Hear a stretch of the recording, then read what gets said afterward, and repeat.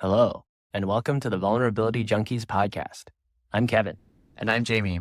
On this podcast, we talk about the scary, vulnerable parts of our personal and professional growth, our identities as second-generation Asian Canadians, and talking about our feelings. Do you know what you want in life?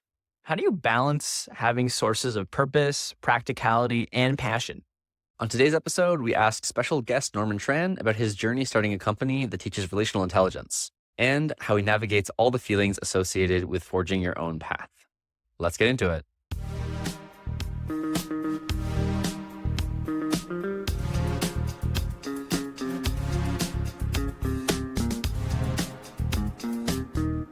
Today we have a very special guest, Norman Tran. We owe the entire existence of this pod to him because he is one of the co-founders of Relating Between the Lines, which was the communication course that I took and then absolutely loved, talked to Kevin about like on a weekly basis while I was taking it, eventually convinced him to take it. And he loved it so much that he wanted to have this podcast as a place to practice the skills we learned there. So really excited to have you here and to just like hang out and chat with you, since there's a lot of similar life endeavors that I think we can connect on. So welcome, Norman. Thank you, Jamie. Thank you, Kevin. It is a joy to be here, and I can't wait to just chat with you all. Welcome. So the way that we open with a temperature check, also just directly stolen from Relating Between the Lines. So let's just start there. Norman, how are you feeling today? I was feeling a bit stressed today because I was trying to create a essay, and so the entire day I've been mulling over the process, but also I've been waiting all day for this podcast, which I'm excited for. Nice. Kevin, where are you coming in at today? Physically and emotionally, I'm like a 6. I'm like kind of getting sick, so feeling kind of but yeah, emotionally also just like I spent a decent amount of today working, having to catch up on work. So that's been a pressure on me as well. For context, it's a Sunday, Yes. which is when we usually record. So that extra sucks. Yes. Yeah. What about you? I think physically I'm at like a 5.5. I have this beginning tinge of a headache, which just sucks. And it's one of those ones, I feel like it's just going to stay level like this for hours. So I'm probably going to be slightly irritable, but I think it will be effectively healed by the warmth of two of my favorite people. So that'll act as an effective solve. And then emotionally, beside the irritation, I'm feeling pretty calm and like I have time. I'm not feeling rushed, but it feels very fragile. Like I've been bouncing back and forth the last couple of days between really, really enjoying the company of people and feeling very calm in their presence, and then having time on my own. My brain goes like, what are we doing? So I think at the moment I'm on the calm side, which I think will be quite happy and stable for the call or for the recording. So looking forward for this as a place of refuge. Look at you two modeling temperature checks, sharing not just the emotional but also the physical. Wow. Yeah. Come a long way. It's interesting to note that like, because I guess like Norman has seen both of us before what I refer to as the awakening. So it's interesting that like imagining that for you, like seeing the arc is kind of cool. Watching people go from, not being able to see and then being able to label emotions and be aware of their existence is pretty cool. It's the payoff for the work. It's watching people grow. It's one of the most beautiful things to see. Oh, I love that. Both the experience of that as a teacher, but also watching other teachers be so gratified by that experience. It's one of those positive feedback loops that just seems like thoroughly good. Just like every part of that cycle, I'm just like, yeah, more of that. I do it just for the money. It's transactional. Everything makes sense now. Yeah. So one of the things that I always really struggled with in retail was in asking questions, providing the underlying motive. But this one's actually gonna be really easy for me. So Norman, I'd love to hear about your journey towards building Relating Between the Lines, and in particular, dealing with navigating the huge ocean of uncertainty between this thing doesn't exist to now this thing exists. Mm. Because at the moment, I'm very much in a wayfinding stage and figuring out what to do with my career. And I've been running different kinds of experiments to figure out what's going to work for me. And I found talking to other people that have been through this phase and honestly, them normalizing that the chaos that I feel in my head is normal has been really helpful. So I'd love to hear more about like the journey that led you there, and then especially the emotional quality of that journey at each step along the way. Yeah. The journey that led me to building Relating Between the Lines is a very long journey that I think essentially started as early as 2014. So in 2014, right after college, I studied business and comp sci. I was basically smitten by the entrepreneurial dream of like starting your own company. And so I moved to San Francisco and joined a school essentially called Tradecraft to train to become a product designer. And it just so happened that as part of personal development, we got to experience Stanford's Touchy-Feely, which is like this famous class that's taught at the School of Business for the MBAs, where students learn the importance of emotions in becoming leaders and how important relationships are. So we got a 2-week abridged version of this class taught by some Stanford facilitators. And that made me realize, I don't even remember what age I was at when it was like 2014, but I don't know, 22 or 23. I was like a baby. And I, at that time, discovered that like I don't know anything about my emotions. I'm so emotionally incompetent. I can't even read my own emotions. I can't read what's going on in the other person's face sitting across from me. Oh my God, I'm terrible at this stuff. And so thus became this like side quest at the very beginning of my career of like, I want to learn this stuff. I want to get good at this stuff because I suck at it. And so, yes, I became a designer, but that gnawing question of like, how do I get better at knowing more about my emotions and connecting with people? So a big pivotal moment happened in 2015, right after I started my career. I developed an autoimmune disorder called Graves' disease, also known as hyperthyroidism. So imagine your metabolism at 500%. Sounds great in theory if you're trying to lose weight, but imagine losing 15 pounds in like 2 weeks. Cool. So I run through my energy reserve so quickly that like I was always weak. I couldn't even open a water bottle. So I was like, oh, I'm gonna die, right? First thing you go to WebMD and you look at your symptoms and it was like, you have HIV, you're gonna die.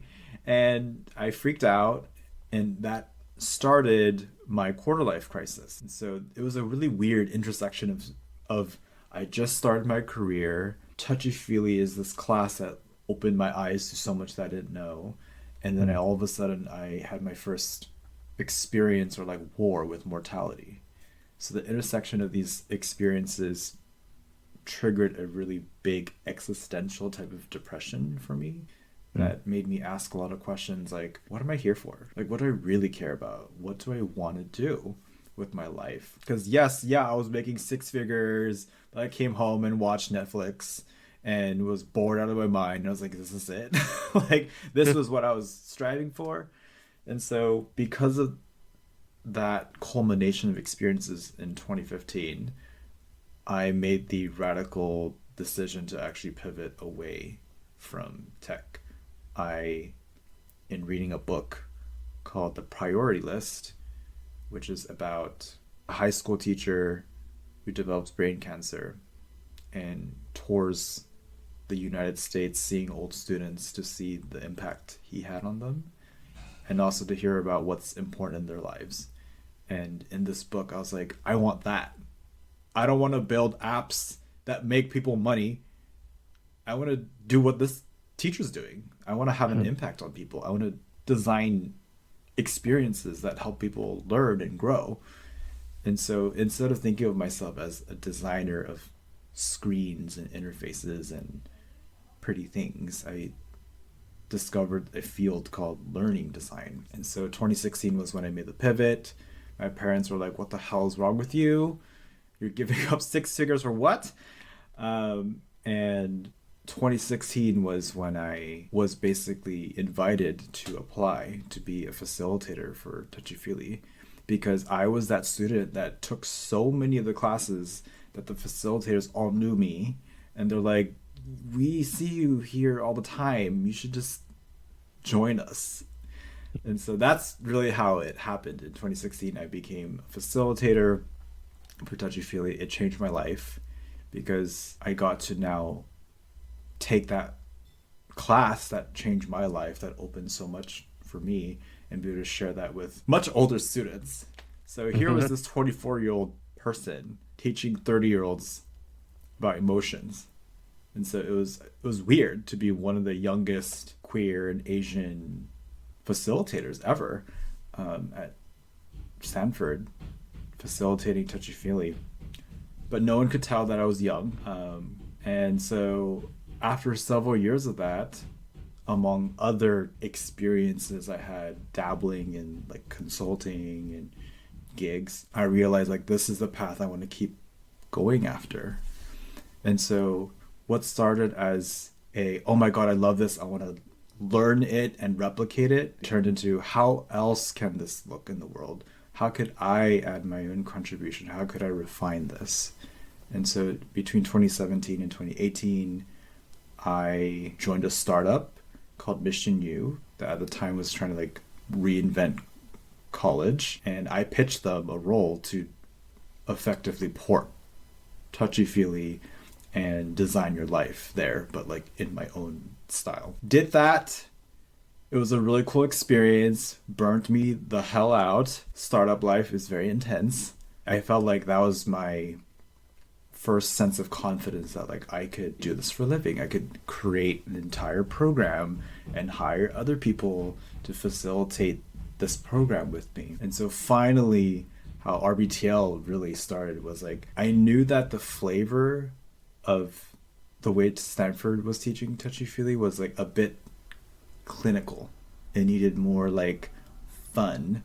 And now in hindsight, like I'm about like queer eyeing the whole experience. I'm about like injecting some color and queerness into it. And, like, it's not publicized on the website, but like that's really the energy. And so there's a desire to make it fun.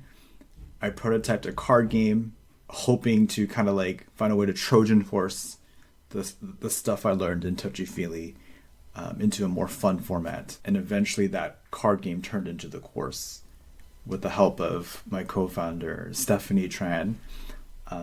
We're not related, people ask. We're more like work wives for each other. But she's the one who really said, like, you have something here, let me help make it come to life. Let me help like operationalize this. Let's like build a company around this. And so that's why it's like a long multi-year journey of almost like different evolving touchstones, I guess, or stepping stones that each one increased my confidence and like hunger for something to exist until eventually I just needed it to happen. I needed to build something because every fiber of my being wanted it to exist. Whoa, the hunger piece is really interesting. This like visceral desire for this thing to exist. Looking at the landscape of offerings and being like, why doesn't this exist? Yeah. I must make it so. So the narrative and seeing the stepping stones along the way really helps me understand more about how it came into being. But I'm finding myself like really drawn into what happened between those steps. Like when, how did you manage the self-doubt that came up at each phase?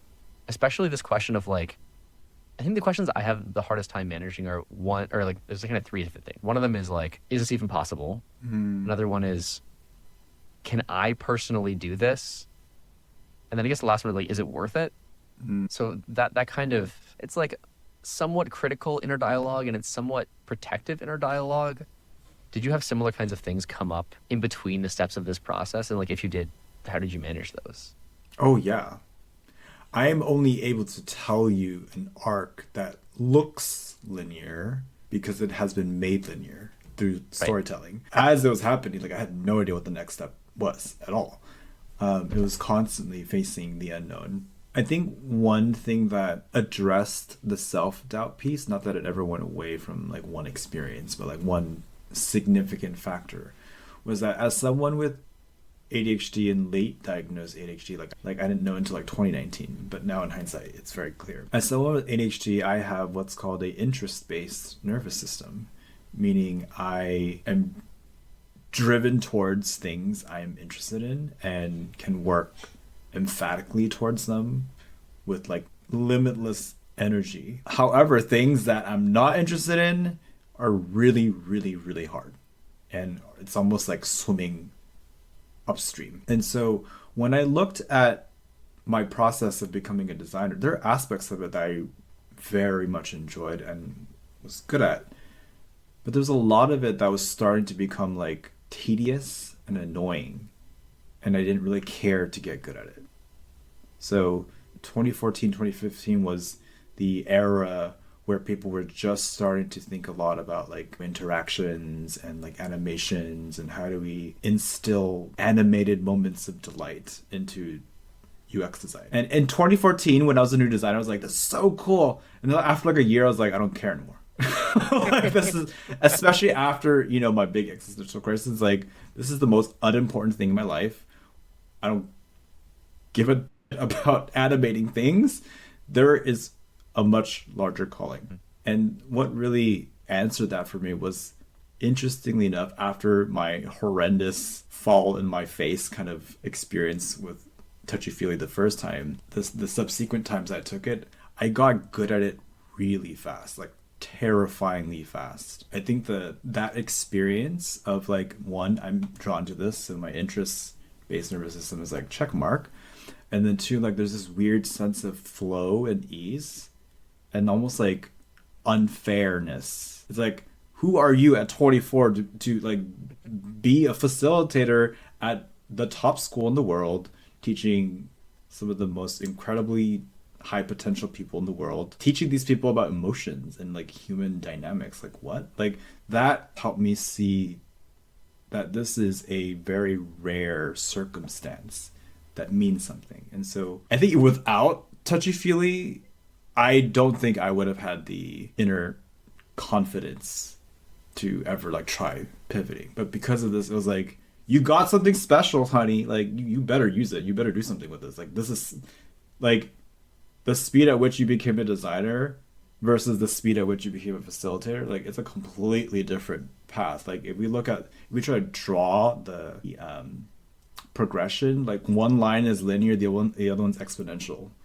And so there's something about the access to mastery early on and so quickly and so intrinsically enjoyable for me that I was just like, oh, this is the thing. This is the thing that you've been looking for, the thing that you were meant to do. That did not free me from, doubt. Like there was so much doubt throughout the entire time that I was becoming a facilitator. I was always asking, like, am I smart enough? Like, can I even teach these people? I had to always like seek validation from my mentor facilitators. There was always like comparison to other incredible facilitators and wondering like, how do I see the world like them? Like, oh my God, like it's almost like they have an x-ray into like other people's like psyche. How do they do that? But it's also that curiosity that helped me keep getting better. Knowing that I kept wanting to ask harder questions, more technical questions, more philosophical questions was also a good sign, I guess, that like I am growing. I'm continuing to like advance my craft. And so despite the doubts, there were always mentors that I had sought after who basically validated that like, no, you're good. Like you have some skills. Like you can work on these things, but like you have something special. Keep going. So I think having a support system that's multiple steps ahead of you, having them see and validate that you have something special is extremely precious and rare.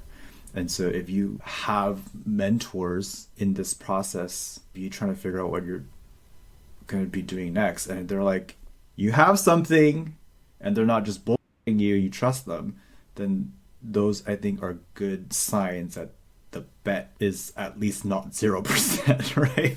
Yeah. It's non-zero. And the more mentors you have, the more of these kind of like special experiences you've or achievements, whatever you want to call them, the more that likelihood increases, and the more I would bet on that.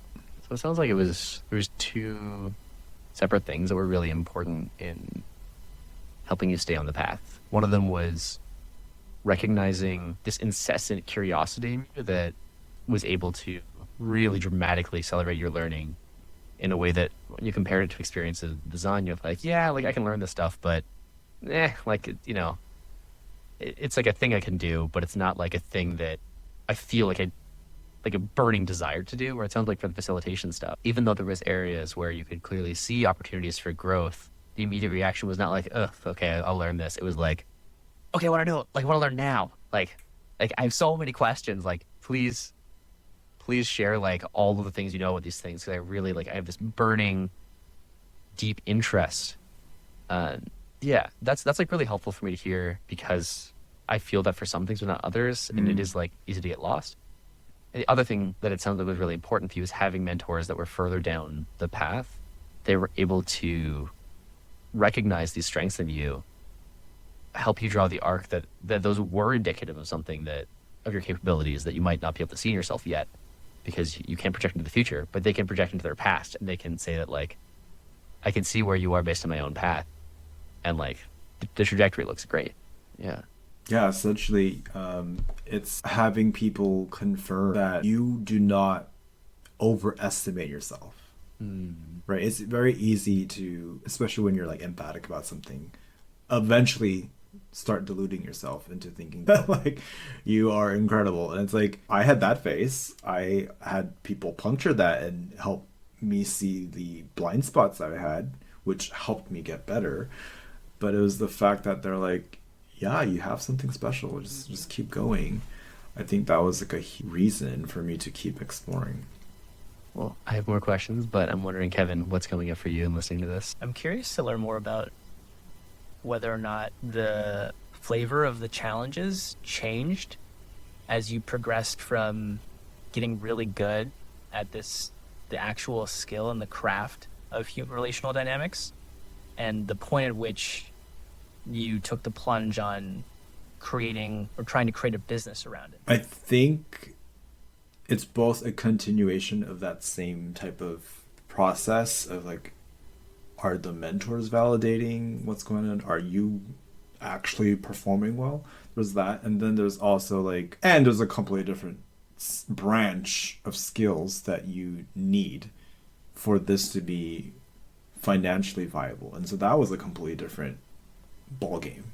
And so yes, I figured out that I'm good at facilitating and coaching, but the much harder question was like, how do I do this as a living? How do I make money off of this? And so that process, which was much more about looking at people that were doing this and were making money and trying to reverse engineer, like, how do I get there? How do I do what they're doing? And that's probably the most painful, sobering reality, which is it's a heavily relationship-oriented field, meaning a lot of people who do this have clients that they know. If you don't know people, you have no business. So that's one thing. Another thing is they're almost all older white people. Almost everyone in the space is like 40, 50, 60 years old. I don't look like them. I don't have their life experience. And so I had to constantly figure out like, what's my differentiator if I'm not there yet? If they all have the business right now and they're all making enough money to sustain themselves, the heck do I fast forward 10, 20 years? And so there's this process where I basically was trying to, what's the word? You know the joke where it's like your LinkedIn profile is exaggerated compared to your actual duties? I had to figure out how to play that game right on the gray area line of like, how do I inflate myself a little bit to seem older and wiser than I really am, to get opportunities, to get in front of people, to build up my portfolio and testimonials.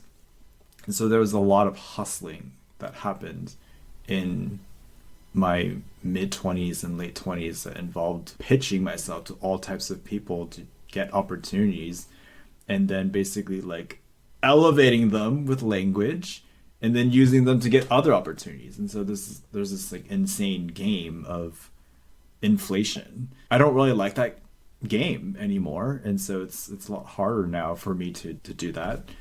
But at that time I had the obsession of like, I'm gonna make this work, I have to make this work.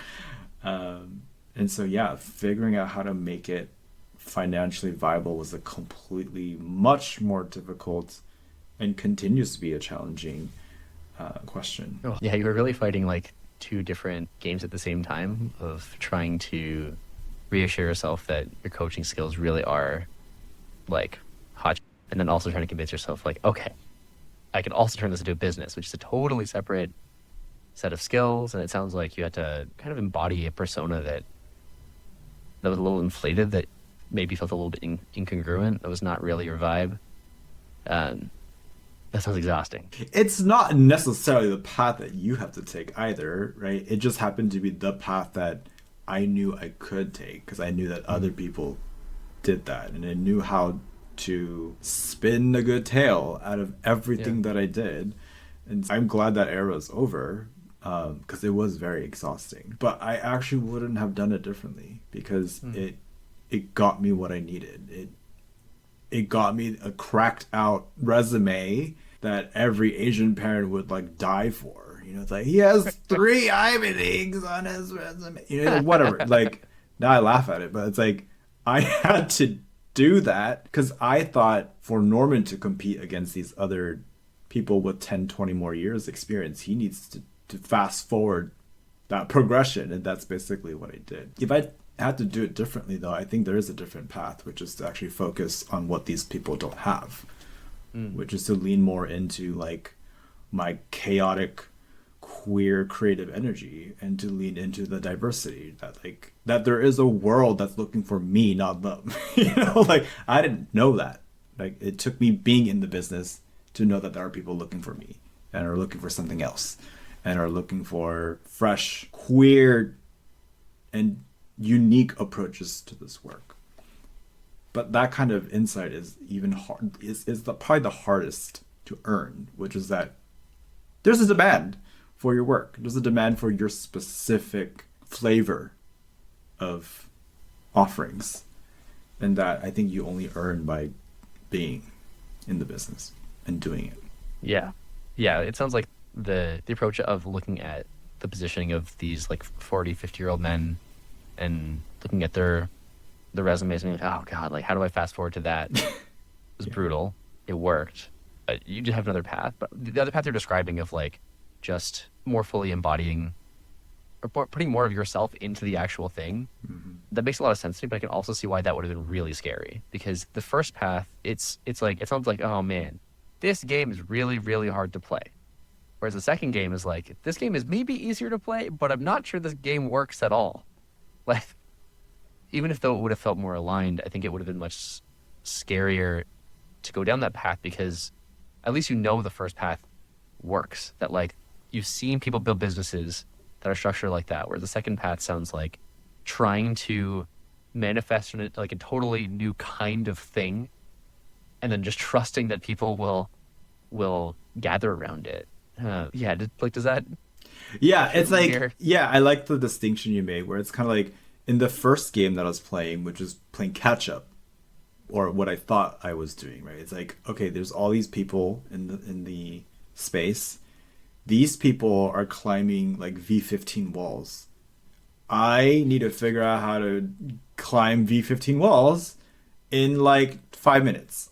You know, that's a specific type of game. It can be engineered. It's technical, but like it can happen.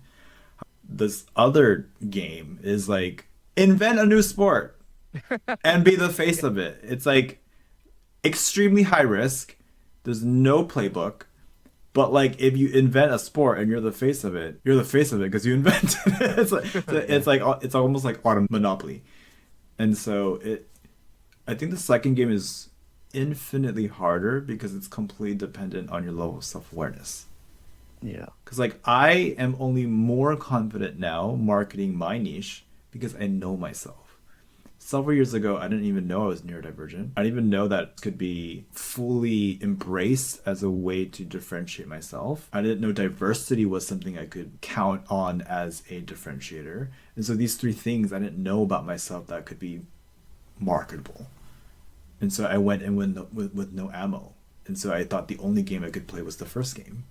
Now I'm like, I'm armed with all these things, and like I don't have to play that game. I can play my own game, and I'm learning to play the second game now. But it's hard choosing which game that you have to play, or to the extent that you have to play, is always, I think, part of the calculation. The essence is that like instead of trying to be another Brene Brown, another Tiago Forte, another Esther Perel, I have to be me, and so the flavor is more like I want to infuse Lil Nas X energy with Brene Brown, because that doesn't exist. That is a unfathomable concept, and I don't even know what it looks like. So I'm still figuring out like with the experiments, like, oh, how could it look like if I did these weird TikToks and weird YouTube videos that were funny and like insightful at the same time. I'm still playing with that. I'm shedding the image that has now imprisoned me from playing the first game. Whoa. I love the image of the finding the intersection of Brene Brown and Lil Nas X. Like, Yeah. they both of their energies are incredible, but they're so different. And that's why it's like exciting for me to think about, because like I didn't know I had permission to do that until I saw Lil Nas doing his thing. I'm like, oh, like people love him for him, right? People don't love him because he's anywhere near Brene Brown. And then people love Brene Brown because she's Brene Brown. But I'm like, what happens when you intersect these completely unrelated energies together? Because that's me. I'm these two energies. I have no idea how to show them publicly together, but I know that's what I need to do. That's like my path. That's not like obsession thing again. It's like I need to figure out how to show up in that collided energy. I found it very interesting that you framed it with respect to self-awareness. I agree with everything that you said. It like checks out with my own personal experience as well. I read a lot about how like playing like this Monopoly thing that you were talking about definitely resonates. Like there's a lot of literature out there about just, if you want to like really stick out, you can try and become the best at the game that everyone else plays, or you just make your own game. And then, you're the best because it's your game. But I've never thought about it in terms of the way that you discover what your own game is it's a function of how well you know yourself and your strengths and what makes you unique. I'm curious to learn about what that process was like for you, since it sounds like you have at least a little bit more clarity on that now. And I'm curious if there was anything that you did intentionally, or do you think it just kind of you just have to spend time? Like, what was that journey like? I actually took a class called Rite of Passage by David Perel. And in the class, he introduced to me the concept of a personal monopoly, where you create your own niche by intersecting as many seemingly unrelated and hyper-specific circles as possible. So he gave me the framework and then like a North Star of like, okay, I need to like find my intersections. And if you look at other people's intersections, what people are marketing, it's very quick to be able to like see where you are unique, right? If I look at a lot of the existing, let's say, players in the learning and development space, the facilitation and the training space, it feels quite homogenous. It feels rather, they're all the same. It's white, and it's usually feels a little spiritual. And that's about it. And so what I was thinking about, like, okay, let's see what circles can I put in my like Venn diagram. It's like where am I different? And it's like, I now knowing that I'm neurodivergent, it's like, have the ability to pick apart things at great levels of specificity and create like taxonomies of things, right? Like I'm good at making things clear. And clarity at that level is often not found in what I've seen. So it's like, oh, cool. That's like, I don't know what the word is, but like there's something there, maybe engineering oriented, right? And then there's like artistic. A lot of the stuff out there is just not really pretty. They're not designers, they're facilitators. But like, I'm a designer, so like, okay, cool. I can add design here. And then like, okay, most of them are heterosexual. I'm gay, great. Oh, I'm neurodivergent, great. And then like that's like the preliminary level. The deeper level is like getting even more specific, like stationary, video games. I had no idea that these parts of me that played a huge role in my childhood could be things that I could command in my personal monopoly, right? But guess what? Who else is doing stationary in their cohort-based courses? No one. All right, cool. We ship this beautiful box full of amazing things to people, and it lights up their entire experience. Great. Video games. Ooh, how do I make this fun and make it feel like I'm progressing through levels? They're not gamers. They're out there connecting with people. That's wonderful. But like I'm a gamer, and so I'm gonna infuse that into. So like when I finally mapped out this ginormous Venn diagram, it helped me see that like I had a lot to offer. I'm so weird. I'm so different compared to the folks that are already doing this space. I just need to figure out how to like tell my story. And so there begins, I think, the next type of self-awareness work, which is writing your story and sharing with people and seeing how people react. Right? I've shared so many different permutations of my story just to see like, how does it feel? Does it feel good in that version? What if I highlight these three intersections? What if I like omit that one? And so there's a like permutation process that happens.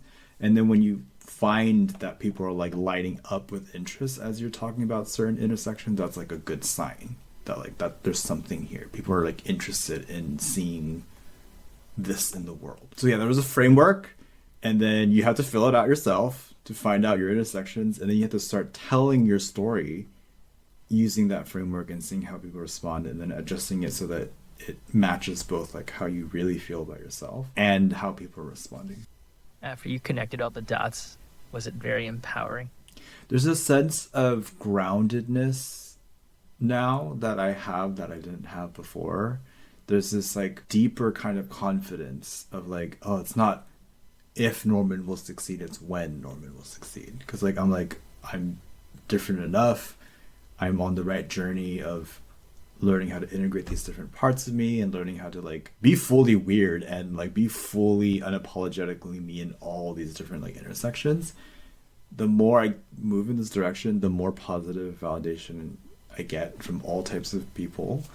And so I feel a lot more safe and have this greater sense of knowing that like I have something unique and wonderful to offer to the world. And I didn't have that before. I didn't have that specific flavor of confidence before relating between lines. It was just like, I want to make something. It was like a blind like excitement. It's just like, oh, I want to make something. And now it's like, I know why it works down to the specifics, right? And that's a really good feeling because that's like earned. You did the work. And so a lot of it, you can't get ahead of it. You can do your best and like know yourself and do all the reflection, all the exercises, but like when you actually tell the story, when you actually build things, like that's when you get the true data. Yeah, I really like this framing of identifying all these different facets of yourself and then viewing each of them as a part of your own unique contribution. As I've been exploring, I felt like I've been feeling like an increasing need to like focus, and some versions of that focus tends to crowd out all these other things that like are really clear contributors to like the solution paths that I'm looking at. But I'm having a really hard time feeling fully alive when doing that. So like going down the path of purely exploring the things I know have been interesting to me in the past has been hard because it feels disconnected from like a path to the future. But trying to do just the path to the future things in exclusion of it feels, the phrase is coming to mind for me, like culturally bankrupt. Like it's just, Mhm. it feels a little bit too sterile and like hyper optimized, but in a way that makes it harder for it to feel fulfilling. Yeah, if you just look at your skills and your outputs, you're a mercenary. You're replaceable. You are 1 in 50 million. No one cares. Anyone can hire anyone else. But when you bring in the equation of what do I need for the work to be fulfilling, to make me come alive, that's when you, by necessity, have to integrate more parts of you. And you can't force the integration of those parts if they don't make sense, and or if they don't make sense anymore, right? Not everyone still cares about video games from their past or whatever. It's like I just happen to carry all my interests with me all the time, and they're like always burning and needing to be expressed in me. I think that's like a neurodivergent thing. And so like I am with how many circles I'm playing with, but most people don't have that many circles, and so that's why it's hard to figure out like what else am I trying to integrate. Like for you, it's like, is dance relevant? Is interest in manipulation of like, and the technicality of that part still part of it? Is there something else? Is it cultural heritage? Is that part of something that's like deeply important for you? And so you have to figure out like which of these circles actually make sense. You can't force them just because you have them. Right. Right. You don't just choose only the thing at the center of the Venn diagram. You're like, all right, like I'm not trying to choose just one of the things on the edge. Doesn't need to be in the center, but like lots of other combinatorial options here to play with. Mm-hmm. And it's worth really thinking about the things at my disposal, not only in terms of skills, but also in terms of interests, to try to integrate. So yeah, like the super mercenary path, which has been obviously not a good fit for me, would be to either join a startup or join as a co-founder for something that I'm confident I have the necessary skills to deliver, and is aligned with my like moral values. So like there's climate tech companies that I could join that would feel aligned in that way, but I just noticed that it just like doesn't spark any of these other facets for me. So I've been trying to think about how to select like the right part of this Venn diagram and constrain it enough to be satisfying, but not constrain it so much that like this thing literally doesn't exist and doesn't make any sense. Because I agree that trying to choose the center of the diagram and literally have like 12 different things all intersecting as the requirements for anything I'll pursue is just a recipe for frustration. But it's also ignoring like the path that I actually choose for my career. There's also this element of how much are these things serving as distractions for me pursuing that versus how much do they actually energize me in allowing me to pursue them. So like dance has never been a thing that I was considering pursuing in any career capacity. But it's like come in and out of my life at different times because it's such a source of energy, but it does take a lot of time. And it's just like, it's been hard figuring out for myself how much time to allow it to take in order to give you the energy to do other things. Or maybe like how to integrate it. Like there have been some like weird intersections. Like I did actually learn a bunch about some facets of like climate change related technology because I discovered that someone in my group of dancer friends just happens to work in the industry. So like, this is a weird way, which is, oh yeah, like my network can span past what other people's might from these weird angles that have nothing to do with the main thing. But I do think that I need to find ways to integrate more parts of this, to find a path. Like I spent 3 days out at a writing retreat.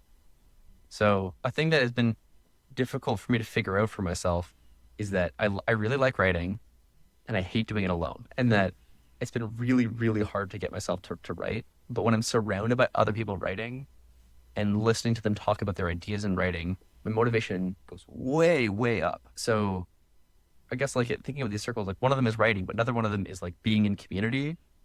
And that intersection of being in community and writing works better than either of the things separately. And it does serve as another strength in the fact that, I think it's likely that in a thing I'm going to publish, I'm going to get, well, first of all, it's way better because of the feedback I got from the people.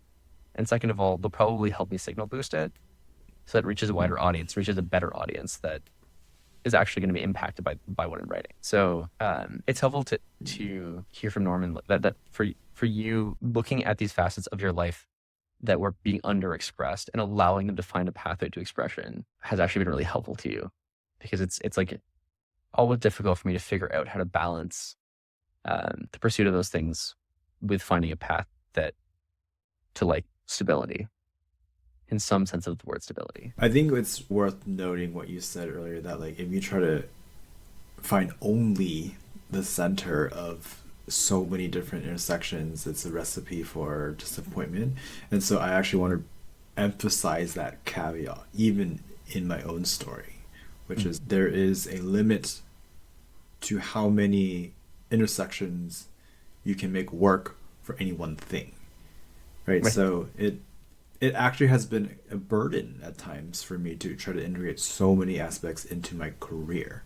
And so a new approach I'm actually currently exploring is detaching some of those circles from my career and instead treating it more like a portfolio, that like I can diversify my sources of meaning, I can diversify my sources of expression and diversify of income, and they don't all have to be completely intertwined.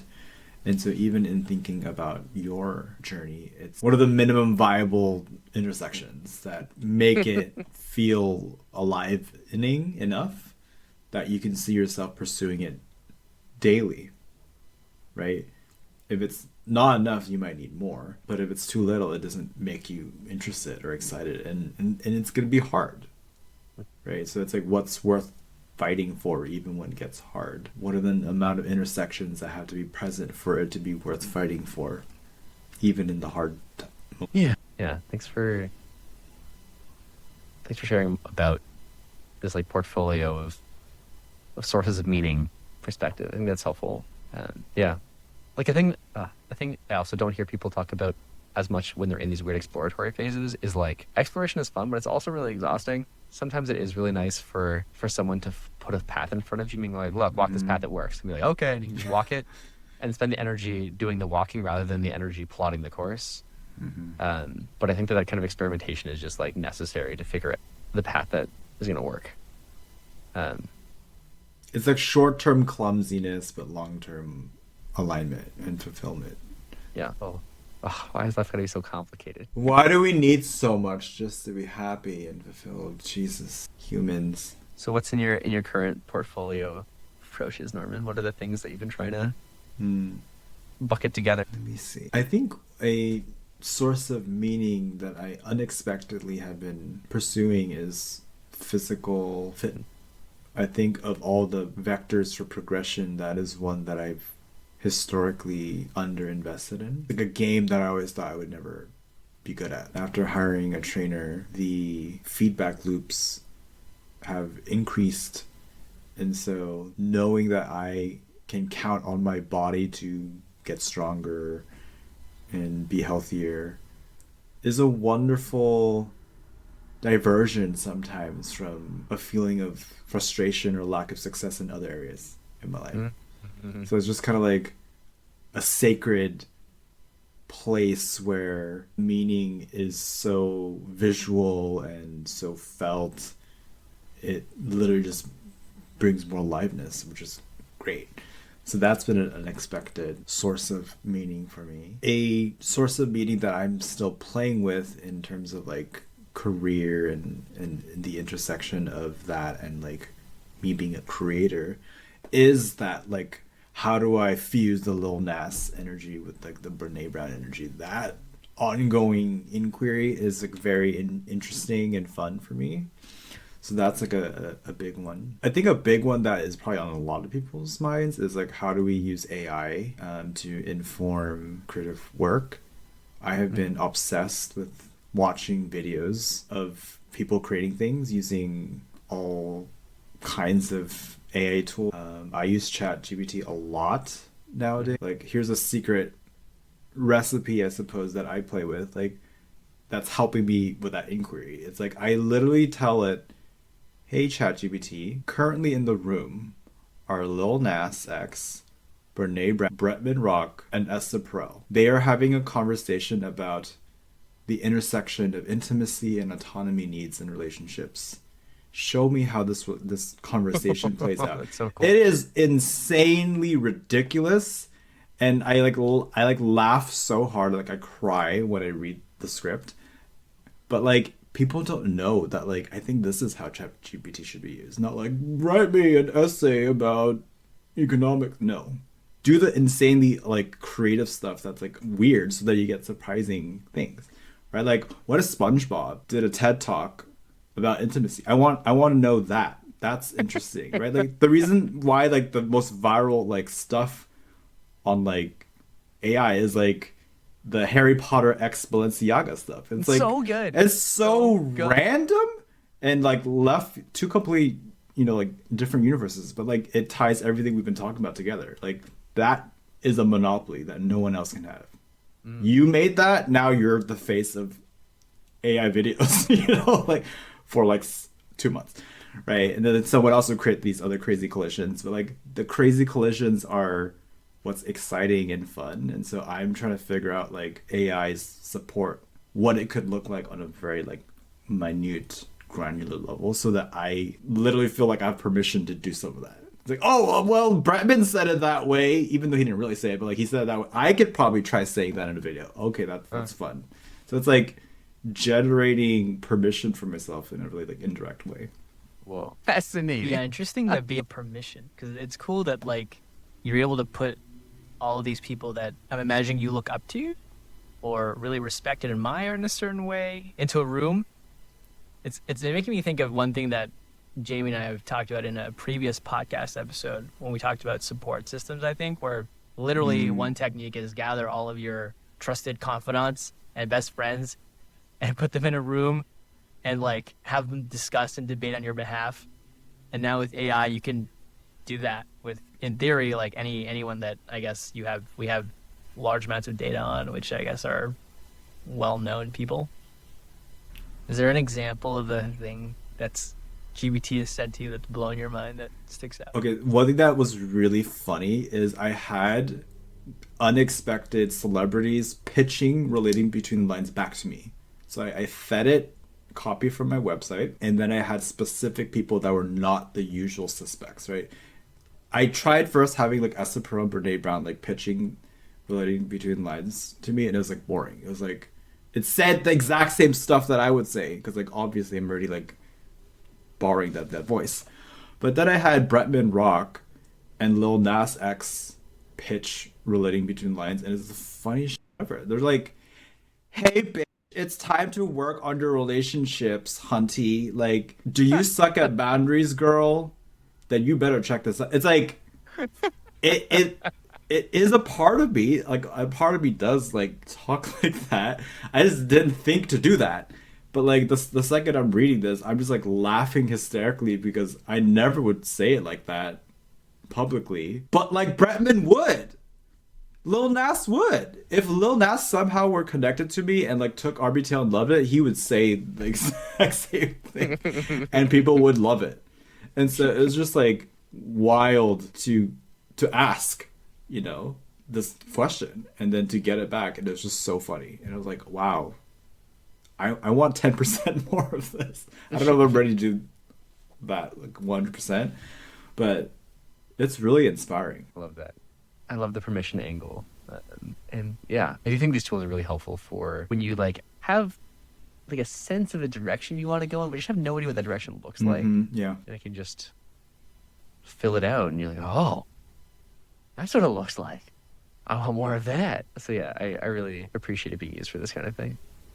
I'm curious, like, if there's any part of this ambiguity navigation from your side, like from an emotional perspective, like that you've been struggling with that might be helpful or interesting to talk about? I think the thing that's the hardest for me right now is actually just gaining clarity on what I want. Like there are pieces of a puzzle that I know that I want. I know that I want meaningful work. I know that I want to find a life partner. I know that I want a community of peers in whatever space that I end up in to just like be my community around me. But all three of those things are like, it's kind of hard to figure out how to actually orient my time around those things, especially as I'm figuring out which of those things I actually want. So the only thing that's been working, the only kind of model I have for this at the moment is this idea of running experiments.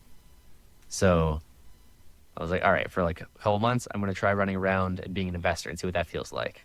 And I was like, okay, now I know that's not what I want. And then I spent 4 months in Hong Kong. Like, let me try just being a language student. And after 4 months, I'm like, all right, that was fun, but like, I cannot live this way.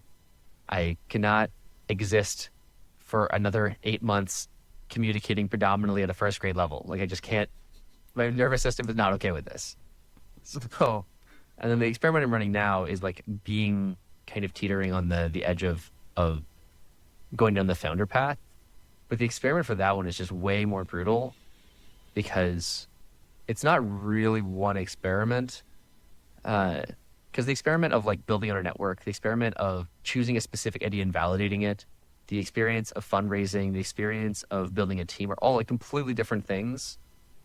And I'm afraid that I'm going to get to this point where it feels like it's a point of no return, where I start having responsibilities to a lot of people and then being terrified about the idea of wanting to eject and being bound by obligation to not do that. So that's making me a little bit scared of going down that route. In a different kind of way, I'm a little afraid of not going down that route. Like I always have this like resistance to the idea of avoiding something out of fear. So that's like the really fundamental thing is like figuring out what experiments to run and how far to run. And then there's an associated thing, which is just like, how do you like build a schedule around this weird, unconstrained phase of life?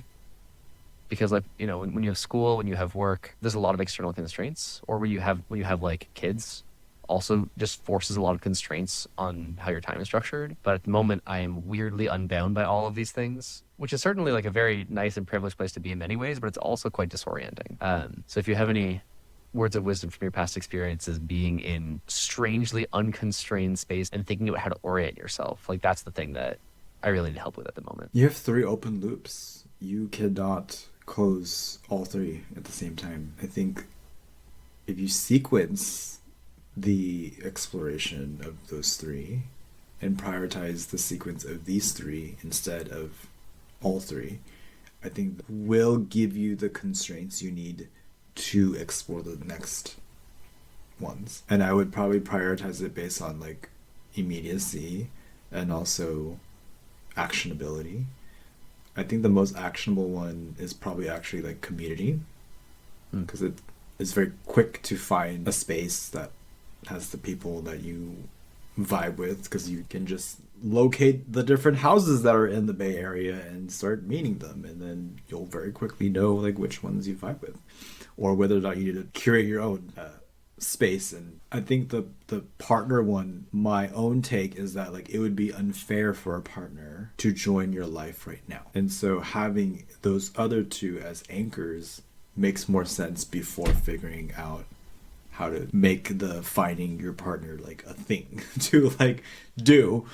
And so it kind of limits now by elimination that like it's career and community that you focus on first, because those create the most clarity on your schedule and how you spend your time, which then allows you to navigate finding a partner even more clearly, because then you know your schedule, you know the availability you have, you know the lifestyle that you temporarily have, maybe depending on how short-lived or long the experiments are.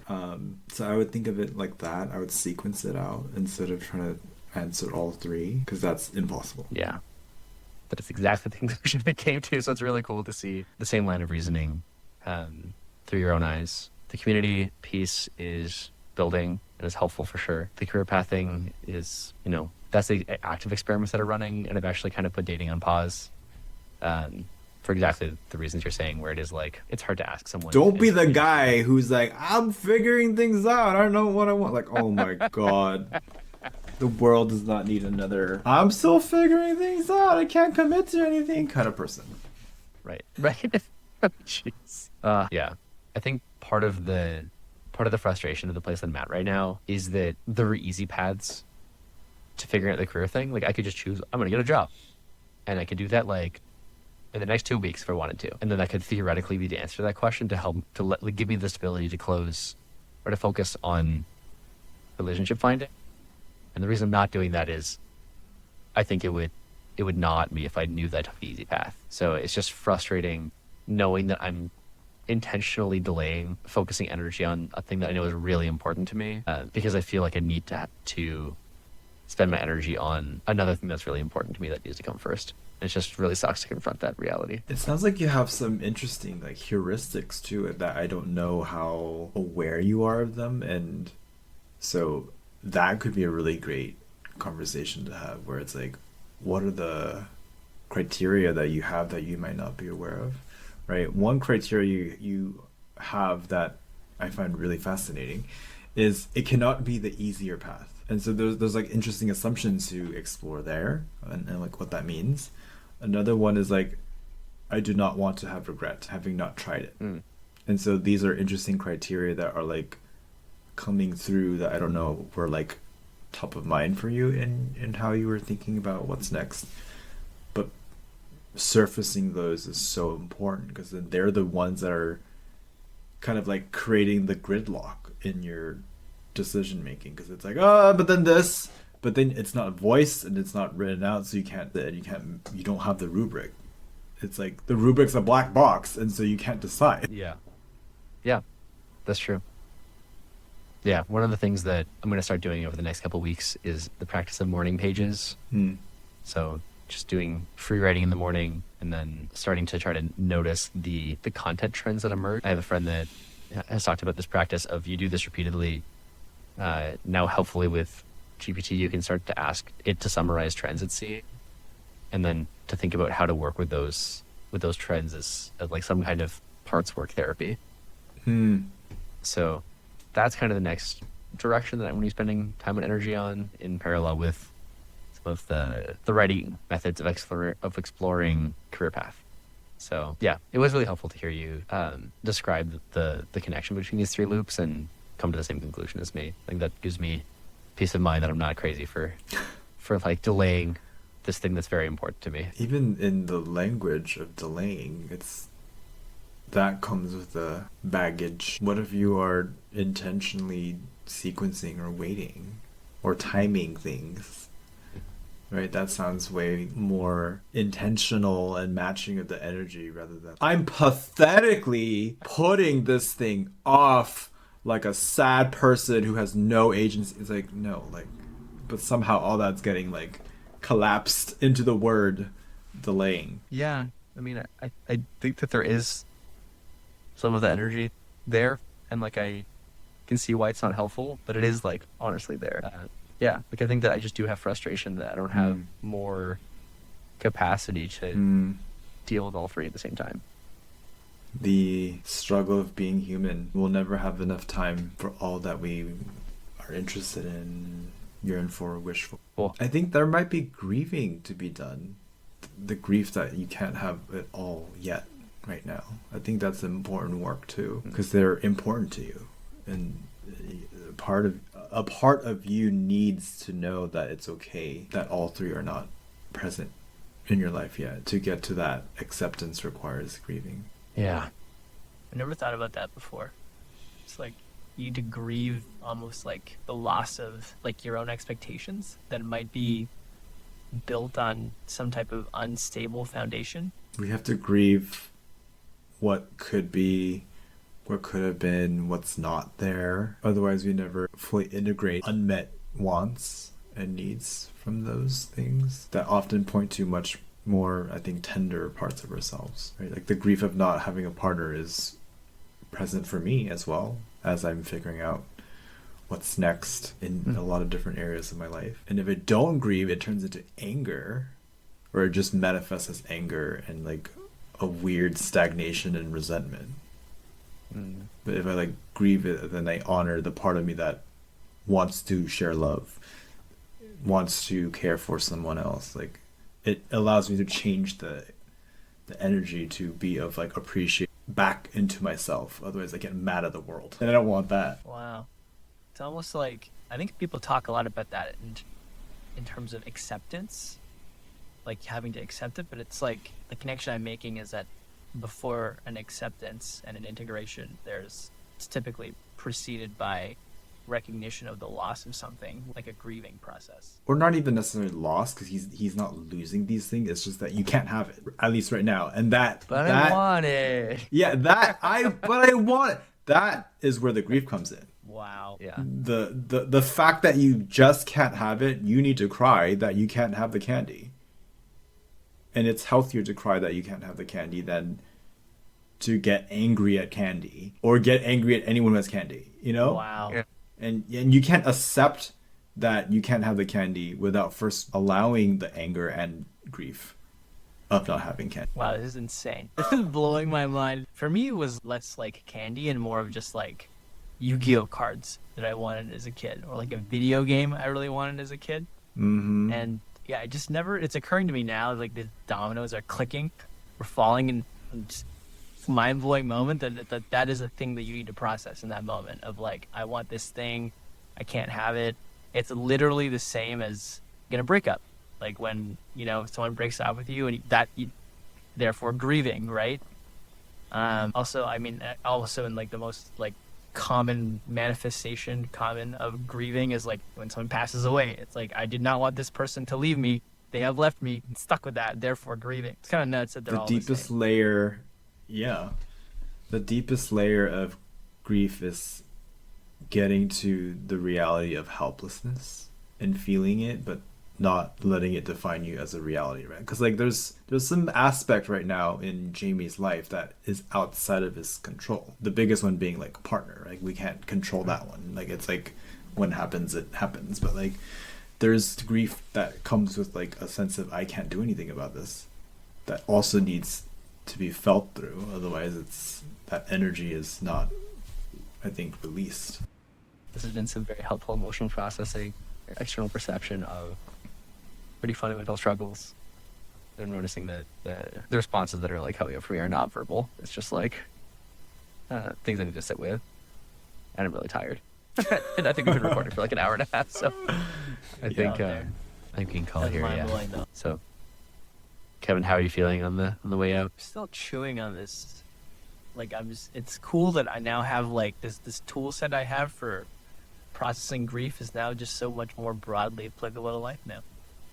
And that brings me a lot of joy and a lot of hope. And then now I can like recognize more things as grief and now have a toolkit to deal with that. So that's actually very energizing. I think I'm emotionally like at like a 7 or an 8, physically like a 5. It's been a day, but yeah.